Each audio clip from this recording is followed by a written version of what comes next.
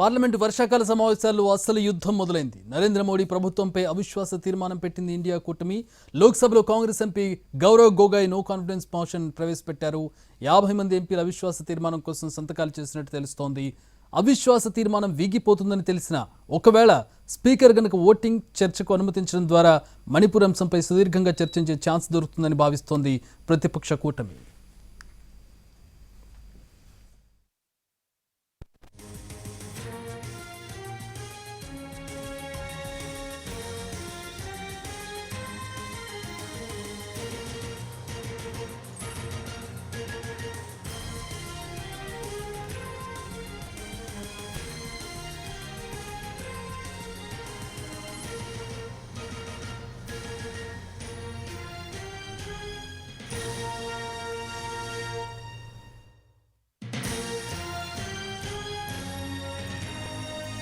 లోక్సభలో అధికార విపక్షాల బలాబలాలు ఒకసారి పరిశీలిస్తే ప్రస్తుత లోక్సభలో ఎన్డీఏ కూటమికి 330 మంది సభ్యుల బలం ఉంది. ఇండియా కూటమికి 140 మంది ఎంపీలు ఉన్నారు. మరో 60 మంది లోక్సభ సభ్యులు ఏ ఫ్రంట్లోనూ లేరు. మరోవైపు ఏ కూటమిలోనూ లేని బీఆర్ఎస్ కూడా మోడీ సర్కార్పై అవిశ్వాస తీర్మానం ఇచ్చింది.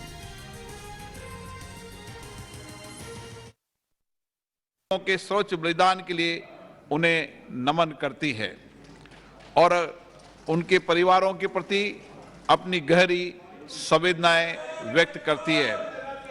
अब ये सभा उन सभी वीर सैनिकों की याद में कुछ देर मौन रहेगी जो हमारे राष्ट्र की एकता और अखंडता को अक्षुण्ण बनाए रखने के लिए वीर गति को प्राप्त हुए हैं।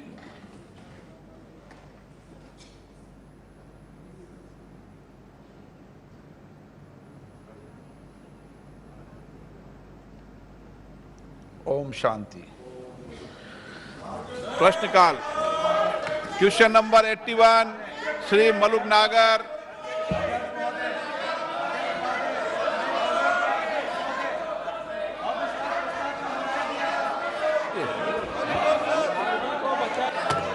आप समझदार हैं, नंबर अनुभवी नेता हैं, 12 बजे लिया जाता है उसको।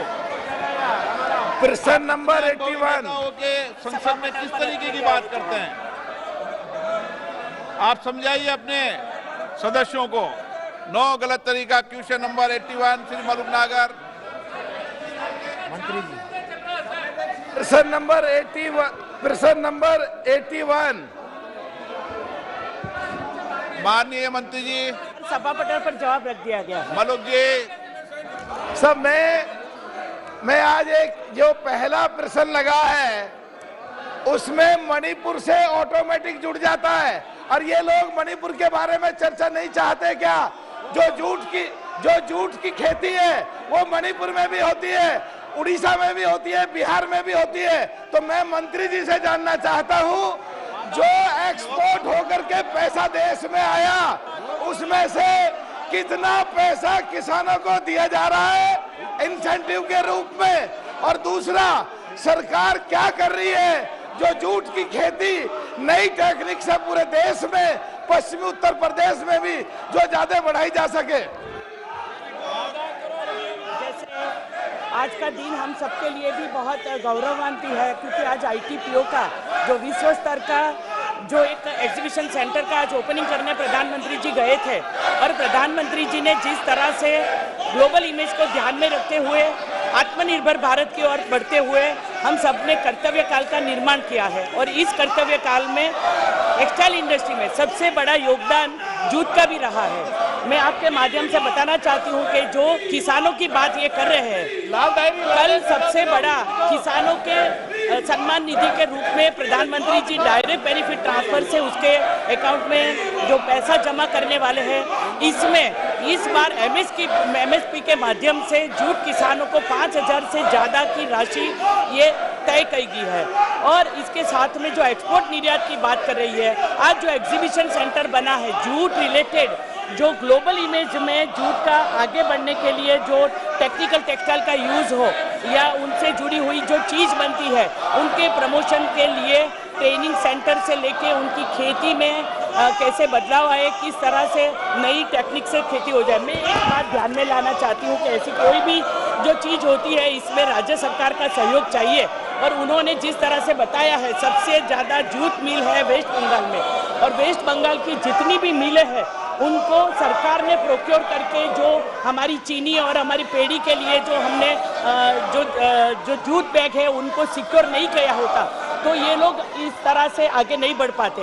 लेकिन इसमें भी ये परेशानी है कि उनको जो सरकार के सहयोग मिलते उनके जो सहयोग मिलता है, लेकिन उन्होंने अपनी टेक्नोलॉजी को अपग्रेड नहीं किया, ना तो नई मिल को अपग्रेड किया, ना ही तो टेक्नोलॉजी करी कैसे गोल्डन प्रकार का जूट बन जाए उसके लिए सोचा गया। तो इसमें हमें सीड से लेकर उनके कैसे 1 हेक्टर के अंदर सबसे ज़्यादा उसकी खेती हो जाए, उसकी ट्रेनिंग हो जाए, उसके मार्केट लिंकेज हो जाए, और मार्केट लिंकेज के साथ में एक्सपोर्ट तक की चीज़ें सरकार ने इसी योजना के माध्यम से बनाई है। तो जो एक्सपोर्ट आज हुआ है, उन्होंने जो सवाल पूछा है कि आज तक का सबसे ज़्यादा एक्सपोर्ट जूट का पिछले साल के मुकाबले में इस साल जो हम लोगों ने तय किया है, तो उनका जूट के उत्पादन में 76 लाख बेल की तुलना में 2023 में 91 लाख बेल्स हो गया, और आज वर्तमान में 10,000 करोड़ रुपए की अधिक छूट जो तेलिया के लिए सरकार खाद्यान्न पदार्थ के लिए उनको दी जाती है।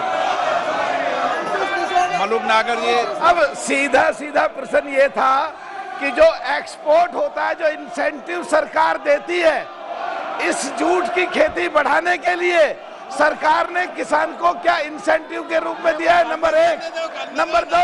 नंबर दो कि क्या सरकार पूरे देश में जूट की खेती और खास करके मणिपुर में, जिससे वहां पैसा ज्यादा जाए और झगड़े बंद हो जाए, सरकार झगड़ों को भी कंट्रोल करे और आर्थिक रूप से भी मजबूत करे, उसके लिए सरकार क्या कर रही है? और तीसरा, पश्चिमी उत्तर प्रदेश में जूट की खेती कैसे ज्यादा हो, इसके लिए सरकार क्या कर रही है? इनकी लड़कियां होती है जो श्रमिकों की बालिका होती है, उनको 10वीं और परीक्षा पास करने के लिए 5,000 और 12वीं की परीक्षा पास करने के लिए 10,000 रुपया की स्कॉलरशिप प्रदान की है। सरकार ने 21-23 के दौरान लगभग 8200 बालिका को 7,000 करोड़ रुपए का स्कॉलरशिप प्रदान किया है। इसके अलावा टेक्निकल टेक्सटाइल के लिए, जियो टेक्सटाइल के लिए, जो ज़्यादातर नॉर्थ ईस्ट में उसका उपयोग होता है, उसको बढ़ावा देने के लिए भी हम लोगों ने बहुत सारे इंसेंटिव लिए हैं। PLI स्कीम के माध्यम से, जो पूरे ग्लोबल में जिसकी चर्चा है, जब भी प्रधानमंत्री विदेश जाते हैं तो हमारी जो प्रोडक्शन लिंकेज जो स्कीम है, इसके माध्यम से हम लोगों ने बहुत सपोर्ट इंडस्ट्री को किया है। गोपाल मोदी सपोर्ट के साथ माध्यम से एक्सपोर्ट के माध्यम से उनको एग्जीबिशन के लिए भी हम लोग भेजते हैं। लगभग 7,000 से ज़्यादा हैंडलूम हैंडीक्राफ्ट के साथ साथ में जूट को भी प्रदर्शनी में शामिल करते हुए टेक्सटाइल इंडस्ट्री ने तय किया है, टेक्सटाइल मिनिस्ट्री ने, कि जूट को भी जो हमारे यहाँ ग्रीन एनवायरनमेंट की ओर आगे बढ़ते हुए हम उनको भी सहयोग प्रदान करेंगे। Question number 82 Shri Arvind Sawant. Question number 82 Arvind Sawant. माननीय मंत्री जी, माननीय सदस्य, question number 83 Shri Ashok Kumar Rawat. Question number 83. Statement is laid on the table of the House, sir.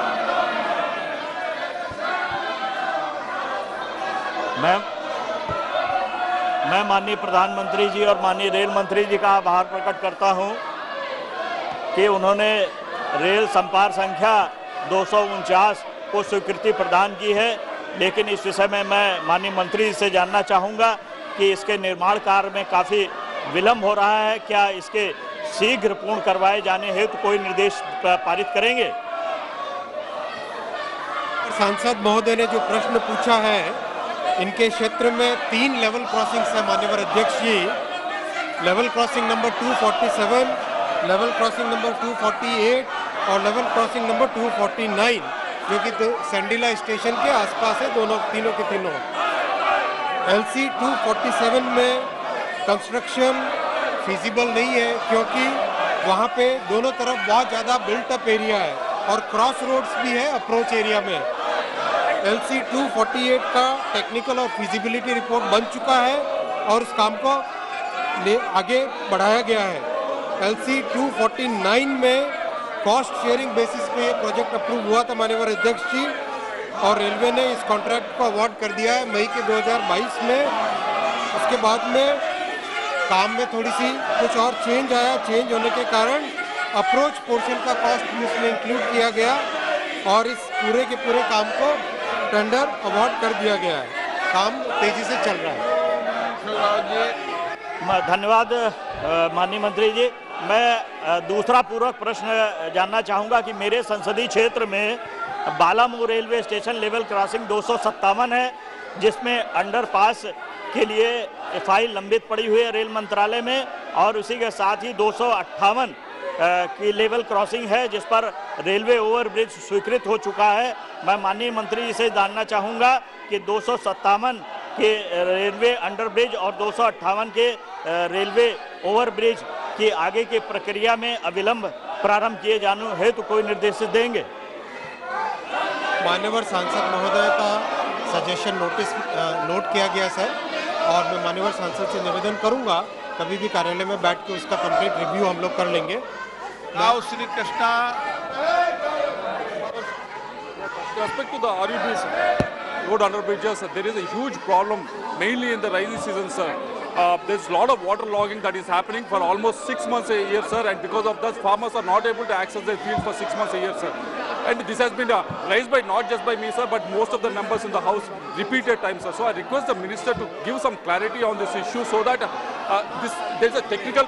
There needs to be a new design that has to be come up with the RUBs, sir. So I request the minister to give what is the new design that are coming up so that this waterlogging problem can be taken off, sir. Thank you very much. माननीय अध्यक्ष जी, माननीय सदस्य ने बहुत ही अच्छा प्रश्न उठाया है और इसके बारे में मैं थोड़ी सी विस्तृत जानकारी देना चाहूँगा। माननीय अध्यक्ष जी, रेलवे के अंडरपासेस में पानी की जो समस्या है उसके लिए बहुत सारे स्टेप लिए गए हैं। उन स्टेप्स में 3-4 स्टेप है जो कि बहुत ही महत्वपूर्ण है। सबसे पहले जो अंडरपासेस के डिज़ाइन में जो जॉइंट होते थे, उन जॉइंट के ऊपर एक अलग से जैकेटिंग करके उसको जॉइंट को रोका गया है। दूसरा, जो रिटेनिंग वॉल होती थी उसमें वीप होल्स होते थे, तो उस वीप होल्स को बंद किया गया है। तीसरा, बहुत सारी जगह जो अप्रोच रोड है उसके ऊपर एक कवर्ड शेड बनाया गया है। चौथा, जितनी भी अप्रोच वाला एरिया है उसमें कंक्रीट गार्ड वॉल बनाई गई है जिससे कि साइड का पानी नहीं आए। पांचवा, जो अप्रोच है रोड उसकी ग्रेडियंट को बहुत अच्छे तरीके से मॉनिटर किया गया है और इस तरह से किया गया है जिससे कि ग्रेडियंट पहले ऊपर जाए उसके बाद में नीचे रहे। छठा,